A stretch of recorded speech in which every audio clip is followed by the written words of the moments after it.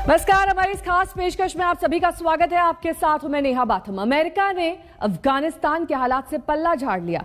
भारतीय समय के मुताबिक देर रात करीब 1:30 बजे अमेरिकी राष्ट्रपति जो बाइडेन ने प्रेस कॉन्फ्रेंस करके ये कहा कि जो सवाल अमेरिका से पूछे जा रहे हैं वो सवाल अफगानिस्तान के राष्ट्रपति अशरफ गनी से पूछे जाने चाहिए, जो अफगानिस्तान के कठिन हालात में छोड़कर भाग गए हैं। उन्होंने कहा कि पिछले 20 सालों में उन्होंने जान लिया कि अफगानिस्तान से सेना वापसी का कभी सही समय नहीं होता। अफगानिस्तान का गुनहगार कौन? अमेरिका ने आतंकियों के भरोसे छोड़ा अफगानिस्तान। दुनिया के दारोगा को सताई खुद की फिक्र। अमेरिका की खुफिया रिपोर्ट्स में यह कहा जा रहा था कि तालिबान 30 दिनों के अंदर राजधानी काबुल समेत पूरे अफगानिस्तान पर कब्जा कर लेगा, लेकिन ये हकीकत सिर्फ हफ्ते भर में सामने आ गई। कंदहार से काबुल तक दहशत की तस्वीरों ने पूरी दुनिया को सिहरा दिया, तो अमेरिकी राष्ट्रपति जो बाइडेन अफगानिस्तान खाली करने के अपने फैसले पर सफाई देने सामने आ गए। सबसे पहली दलील ये कि उनका फैसला अमेरिकी सैनिकों और अमेरिका के हित के लिए था, और उन्होंने अपने उपराष्ट्रपति रहते भी यही कहा था। I've argued for many years that our mission should be narrowly focused on counterterrorism, not counterinsurgency or nation building. That's why I opposed the surge when it was proposed in 2009 when I was vice president. And that's why as president, I'm adamant that we focus on the threats we face today in 2021, not yesterday's threats. Afghanistan में अमेरिकी जंग के बीच उसके 4 राष्ट्रपति बदल गए, लेकिन अफगानिस्तान का मुकद्दर नहीं बदला। सियासत का दस्तूर है कि कड़े फैसलों के लिए पिछली सरकारों पर जिम्मेदारी डालनी पड़ती है। अमेरिका भी इससे अछूता नहीं है। अमेरिकी राष्ट्रपति जो बाइडेन ने पिछली ट्रंप सरकार के तालिबान से हुए समझौते को ही आज के हालात का जिम्मेदार बताया। I stand squarely behind my decision. After 20 years, I've learned the hard way that there was never a good time to withdraw U.S. forces. That's why we're still there. We were clear-eyed about the risks.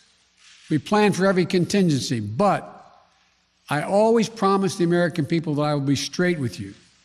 The truth is, this did unfold more quickly than we had anticipated. ये सच है कि करीब 2 दशकों में Afghanistan mission के दौरान 2000 से ज्यादा अमेरिकी सैनिकों ने जान गंवाई है, हजारों जख्मी हुए हैं। अमेरिका को अब ये कीमत बहुत ज्यादा लगने लगी है। बाइडेन साफ कह रहे हैं कि वो अब और जोखिम नहीं उठा सकते। I cannot and will not ask our troops to fight on endlessly in another country's civil war, taking casualties, suffering life-shattering injuries, leaving families broken by grief and loss. This is not in our national security interest. It is not what the American people want. It is not what our troops, who have sacrificed so much over the past 2 decades, deserve. 9/11 के हमलों के गुनहगारों की तलाश में अमेरिकी फौजें 20 साल पहले अफगानिस्तान में दाखिल हुई थीं। 10 साल पहले अमेरिका का सबसे बड़ा दुश्मन ओसामा बिन लादेन पाकिस्तान के एबटाबाद में मिला, लेकिन उसके 10 साल बाद भी अमेरिकी फौजें अफगानिस्तान में डटी रहीं। बाइडेन कह रहे हैं कि इन 10 सालों तक अमेरिकी फौजें बेवजह रुकी, क्योंकि अपना देश चलाना अफगान लोगों का काम था, अमेरिकी फौज का नहीं। आज तक ब्यूरो। अमेरिका के और ज्यादा मलाल इस बात का है कि जिस अफगानी सेना को अत्याधुनिक हथियार देने और ट्रेनिंग में उसने खरबों खर्च कर दिए, उसने तालिबान से बिना लड़े ही सरेंडर कर दिया। अमेरिकी राष्ट्रपति की प्रेस कॉन्फ्रेंस में इस पर बेहद तर्क तीव्र दिखाई दिए। एक भी गोली नहीं चली और अफगानिस्तान की सत्ता के सबसे बड़े ठिकाने राष्ट्रपति भवन पर तालिबान का कब्जा हो गया।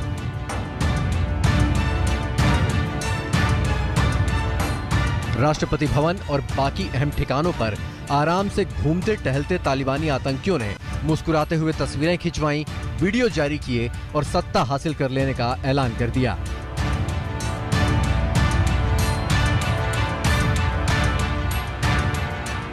अच्छी बात यह रही कि अफगानिस्तान के बाकी हिस्सों की तरह काबुल में खून खराबे की तस्वीरें नहीं दिखी, लेकिन इसके पीछे की असल वजह ये रही कि तालिबान दहशतगर्दों के पहुंचने से पहले ही अफगानिस्तान सरकार के तमाम बड़े नेता और अफसर जान बचाकर भाग चुके थे। अमेरिका को यही अखर गया।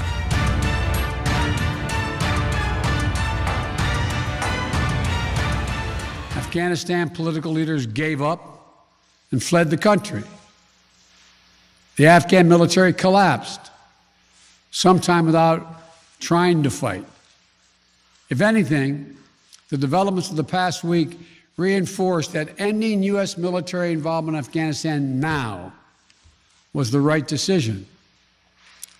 American troops cannot and should not be fighting in a war and dying in a war that Afghan forces are not willing to fight for themselves. News agency Reuters के मुताबिक अफगानिस्तान के राष्ट्रपति अशरफ गनी कैश से भरी 4 कारों और एक हेलीकॉप्टर के साथ काबुल से बाहर निकले। न्यूज एजेंसी ने प्रत्यक्षदर्शी के मुताबिक अशरफ गनी को कुछ पैसा छोड़कर ही निकलना पड़ा, क्योंकि वो इसे कार में नहीं रख पा रहे थे। बताया गया कि पहले पैसा कार में रखा गया और फिर इसे हेलीकॉप्टर में, और इसके बाद गनी अफगानिस्तान से निकल गए। अशरफ गनी सरकार के साथ फौज ने भी काबुल में घुस रहे तालिबान के आगे सरेंडर जैसा कर दिया। ये तस्वीरें अफगानिस्तान के संसद हॉल की हैं, जहां अफगानिस्तान की जनता ने अपने नुमाइंदों को भेजा था। लेकिन अफगानिस्तान की उसी संसद के भीतर अब बंदूकधारी हाईटेक हथियारों से लैस तालिबानी आतंकवादी नजर आ रहे हैं। यहाँ कोई गोली नहीं चली। अमेरिकी राष्ट्रपति पूछ रहे हैं कि जिस अफगान सेना को उन्होंने खरबों डॉलर खर्च करके हथियार और ट्रेनिंग दी थी, वो कहाँ गई? We spent over $1 trillion. We trained and equipped an Afghan military force with some 300,000 strong, incredibly well equipped, a force larger in size than the militaries of many of our NATO allies. We gave them every tool they could need. We paid their salaries, provided for the maintenance of their Air Force. Something that Taliban doesn't have. Taliban does not have an Air Force. We provided close air support. We gave them every chance to determine their own future. What we could not provide them was the will to fight for that future. Afghanistan की ताजा स्थिति ये है। चुनी हुई सरकार और जनता की सुरक्षा करने वाले संगठन यानी सेना और पुलिस गायब है। चप्पे चप्पे पर तालिबानी दहशतगर्दों का कब्जा है और इनसे खौफजदा लोग जान बचाने के लिए सड़कों पर बदहवास भाग रहे हैं। तो सवाल उठता है कि अफगानिस्तान को बचाने के नाम पर अमेरिका के खरबों डॉलर कहां खर्च हो गए? हालात सिर्फ अफगानिस्तान के लिए नहीं बल्कि पूरी दुनिया के लिए चिंताजनक है, क्योंकि तालिबान के कब्जे के बाद ये जमीन एक बार फिर आतंकियों की नर्सरी बन जाने के पूरे आसार हैं। इसका नतीजा पूरी दुनिया को भुगतना पड़ेगा, लेकिन फिलहाल हर किसी ने अफगानिस्तान को उसके हाल पर छोड़ दिया है। काबुल से नवीद सुल्तानी के साथ आज तक ब्यूरो। तो अमेरिका भले ही अफगानिस्तान छोड़ रहा हो, लेकिन उसने जाते जाते भी तालिबान को सीधी चेतावनी दी कि आतंकवाद के खिलाफ उसकी जंग जारी रहेगी। तालिबान को ने भी ये साफ कर दिया गया है कि वो लौट रहे अमेरिकी सैनिकों को निशाना बनाने की हिमाकत ना करें।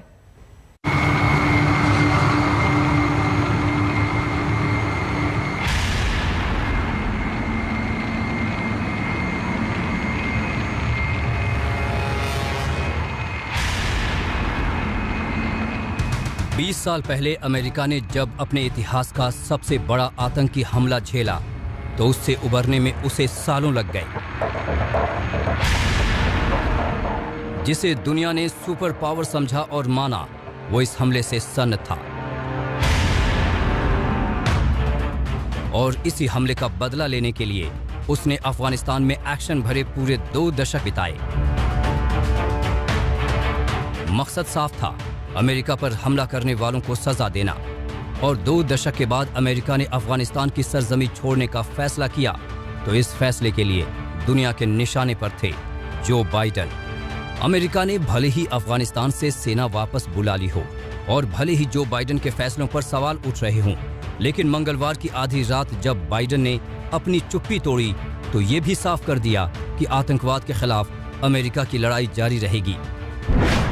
अमेरिका की तालिबान को सीधी धमकी, आतंकवाद पर अमेरिकी जंग जारी रहेगी। अमेरिकी हितों पर चोट की तो खैर नहीं। जो बाइडेन की तालिबान को धमकी बिल्कुल सीधी और साफ है। धमकी ये कि तालिबान किसी भी सूरत में अमेरिका के हितों पर चोट ना करे। अमेरिका के सैनिक अफगानिस्तान छोड़ रहे हैं। उसने फिलहाल अपने लोगों को निकालने के लिए 6000 और सैनिक अफगानिस्तान भेजे हैं। अमेरिका ने साफ कर दिया है कि अगर अमेरिकी सैनिकों को निशाना बनाया गया तो तालिबान के खिलाफ वो कड़े कदम उठाएगा। We made it clear to the Taliban, if they attack our personnel or disrupt our operation, the U.S. presence will be swift and the response will be swift and forceful. We will defend our people with devastating force if necessary. Taliban भी नहीं चाहेगा कि देश पर कब्जा कर लेने के बाद उसको अब फिर से अफगानिस्तान छोड़ रहे अमेरिका के गुस्से का शिकार बनना पड़े। लेकिन अगर उसकी नीयत में खोट आता है तो ये भी साफ है कि अमेरिका भी पूरी तरह तैयार है। ब्यूरो रिपोर्ट, आज तक।